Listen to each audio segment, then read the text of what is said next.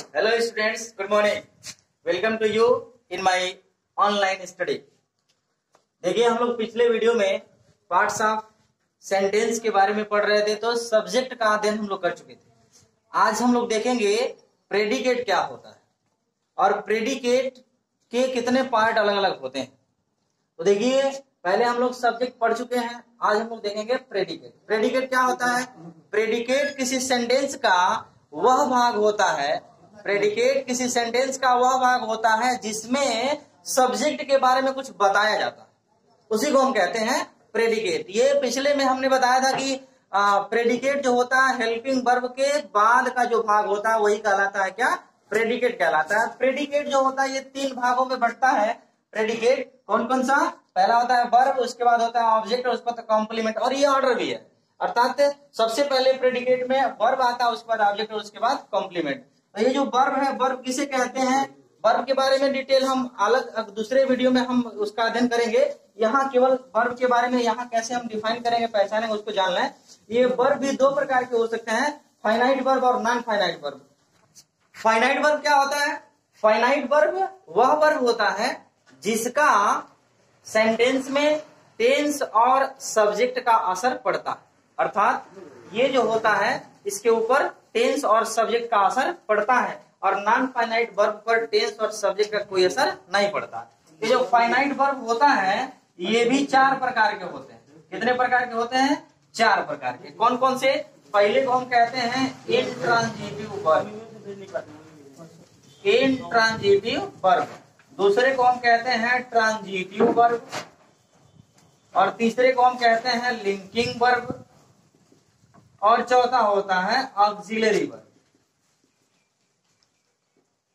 Intransitive यानी कि अकर्मक क्रिया जिसका कर्म न हो, ट्रांजिटिव सकर्मक क्रिया अर्थात जिसका ऑब्जेक्ट होता है, और लिंकिंग वर्ब का मतलब क्या हुआ? हेल्पिंग वर्ब, और ऑक्सिलरी वर्ब भी हेल्पिंग वर्ब कैटेगरी में आता है। फाइनाइट वर्ब के बाद हम देखें इनफाइनाइट वर्ब। इनफाइनाइट वर्ब केवल तीन पार्ट में बटा है। कौन कौन सा? पार्टिसिपल, जीरंड और इंफिनिटिव।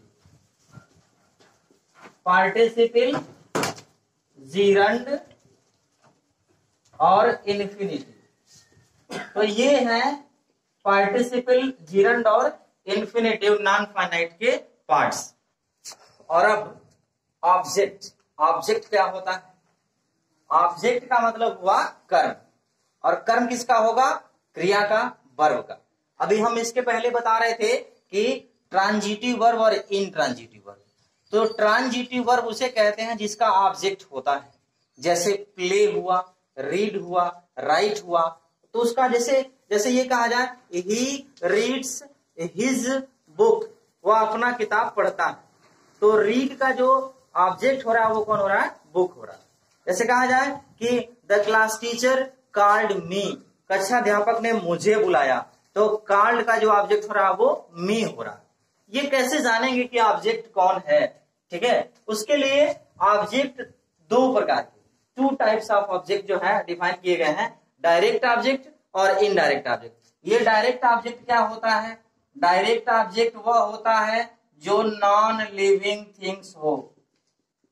एक पहचान तो ये है कि डायरेक्ट ऑब्जेक्ट क्या होता है? नॉन लिविंग थिंग्स, निर्जीव वस्तु। और इनडायरेक्ट ऑब्जेक्ट क्या होता है? तो ये जो होता है लिविंग थिंग्स होता है, लिविंग थिंग्स होता है। ये नॉन लिविंग होता है और वो लिविंग होता है। दूसरा क्या कह सकते हैं, एक और चीज तरीका है पहचानने का, किसी भी दिए गए सेंटेंस में हम क्या करें? किसी भी दिए गए सेंटेंस में क्या लगा के क्वेश्चन कर सकते हैं, यानी कि व्हाट लगा के क्वेश्चन करें, और व्हाट का जो आंसर मिलेगा वही हमारा होगा डायरेक्ट ऑब्जेक्ट। जैसे कहा जाए उसने मुझे आम दिया, हम पूछेंगे उसने मुझे क्या दिया? आम। तो जो आम है वो क्या होगा? Direct object. वह किताब पढ़ रही है, क्या पढ़ रही है? किताब। तो किताब हो गया डायरेक्ट ऑब्जेक्ट। हम सब फुटबॉल खेल रहे होंगे, क्या खेल रहे होंगे? फुटबॉल। तो फुटबॉल क्या हुआ? Direct object. इनडायरेक्ट ऑब्जेक्ट क्या होता है? इनडायरेक्ट ऑब्जेक्ट जो होता है वो किसे या किसको, यानी कि whom का आंसर देता है। जैसे अभी हमने कहा कि his class teacher called him, उसके कक्षा अध्यापक ने उसे बुलाया। किसे बुलाया? उसे, यानी कि हिम। तो वो क्या कहलाएगा, indirect object. He gave me a book, उसने मुझे एक किताब दिया। किसे दिया, मुझे, तो मी जो हुआ क्या हुआ, इनडायरेक्ट ऑब्जेक्ट। तो इस तरह से ऑब्जेक्ट जो है डायरेक्ट और इनडायरेक्ट होते हैं। तीसरा जो भाग होता है वो क्या होता है, कॉम्प्लीमेंट। कॉम्प्लीमेंट क्या होता है, कॉम्प्लीमेंट में क्या क्या हो सकते हैं, कॉम्प्लीमेंट में नाउन हो सकता है, एडजेक्टिव हो सकता है, या एडजेक्टिवल फ्रेज हो सकता है। कॉम्प्लीमेंट के रूप में या तो नाउन होगा, या तो एडजेक्टिव होगा, या तो एडजेक्टिवल फ्रेज। जैसे जैसे ये कहा जाए कि this is a car, this is a car, तो ये इज क्या हुआ, ये तो लिंकिंग वर्ब हो गया भाई।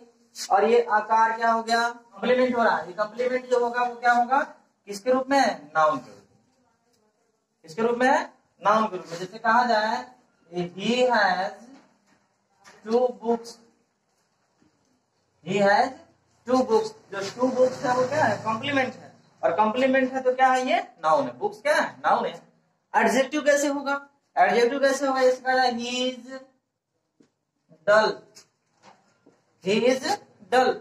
जैसे कहा जाए नीरज इज क्लेवर, तो ये जो क्लेवर है, डल है, ये दोनों क्या है, एडजेक्टिव है। दोनों क्या है, एडजेक्टिव है।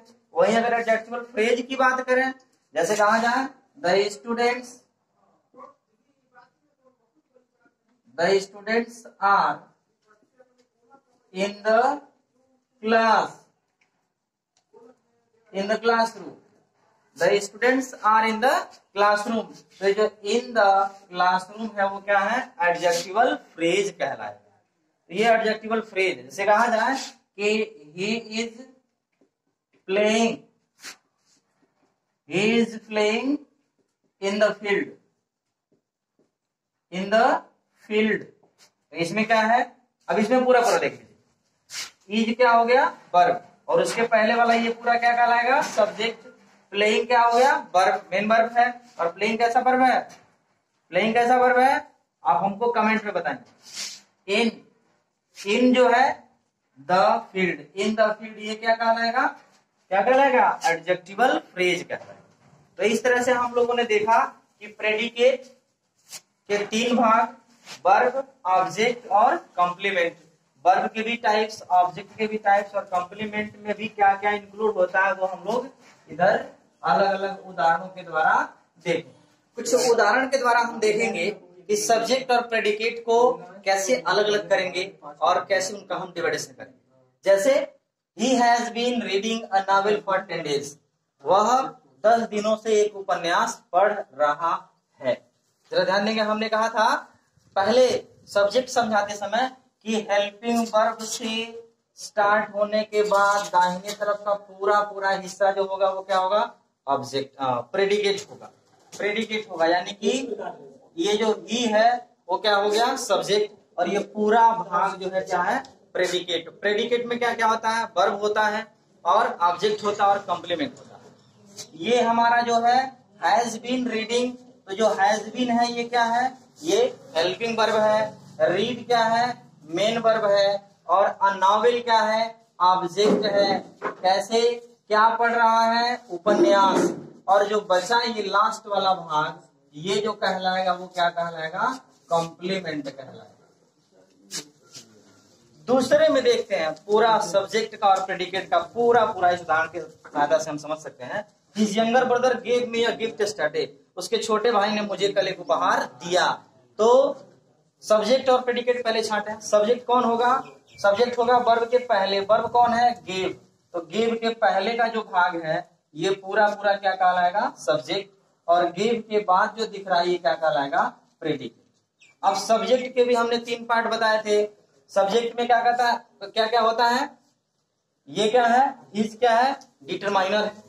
और यंगर क्या है यंगर क्वालिफायर। और ब्रदर क्या है, हेड वर्ड। तो इस तरह से ये भी तीनों पार्ट अलग अलग, इसमें तीनों इंक्लूड है। Gave me a gift yesterday, उसके छोटे भाई ने मुझे क्या दिया, क्या दिया, क्या दिया, एक गिफ्ट। तो गिफ्ट मतलब क्या हुआ, उपहार। तो ये कौन सा ऑब्जेक्ट कहलाएगा, डायरेक्ट ऑब्जेक्ट। हमने बताया ये नॉन लिविंग थिंग्स भी है। किसे दिया, मुझे, तो जो मी है ये क्या कहलाएगा, इनडायरेक्ट ऑब्जेक्ट। Indirect object. और गेव, तो गेव क्या है, ये वर्ब है। और ये लास्ट में जो बचा ये क्या है, कंप्लीमेंट। तो इस तरह से हम किसी भी सेंटेंस में सब्जेक्ट और प्रेडिकेट पहले अलग करेंगे, फिर उसके भी अलग अलग भागों को हम आसानी से कर सकते हैं। इस वीडियो के बाद आपको इससे संबंधित कुछ सेंटेंस मिलेंगे, उसमें आप प्रेडिकेट पार्ट को अलग करके उसमें वर्ब, ऑब्जेक्ट और कंप्लीमेंट को अलग अलग छांट करके देखेंगे और चेक करेंगे कि आपको ये टॉपिक कहां तक समझ में आया। ओके, आज के लिए बस इतना ही। That's all.